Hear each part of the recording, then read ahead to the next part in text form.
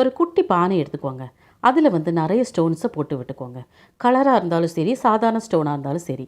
அதில் வந்து இதே போல் வேப்பங்குச்சியை இதே போல் மாட்டி விட்டுக்கோங்க. டெய்லி ஷீட் கேலண்டர் கிளிப்போம் இல்லையா, அதில் வந்து இந்த மாதிரி கம்பி இருக்கும்.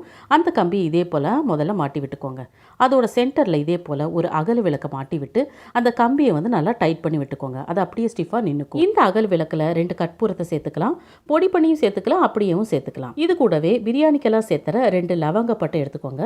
அதை உரலில் தட்டி இந்த மாதிரி பொடி பண்ணி சேர்த்துக்கோங்க. இதில் 2 ஸ்பூன் தேங்காய் எண்ணெய் சேர்த்துக்கலாம். இன்னொரு அகல் விளக்கில் தீபத்தை ஏற்றி அதை வந்து இது கடையில் வச்சிடலாம். பார்க்கவே எவ்வளோ அழகாக இருக்குன்னு பாருங்க. ஆமாம், இது எதுக்குன்னு கேட்குறீங்களா? இந்த விளக்கோட ஹீட்டில் வந்து மேலே இருக்கிற அகல் விளக்கு அப்படியே சூடாகி அதில் இருக்கிறது எல்லாமே லைட்டாக மெல்ட் ஆகி அதுலேருந்து நல்ல ஒரு அரோமா கிடைக்கும். இந்த பானையெல்லாம் இல்லாமல் நார்மலாகவும் நம்ம செஞ்சிடலாம்.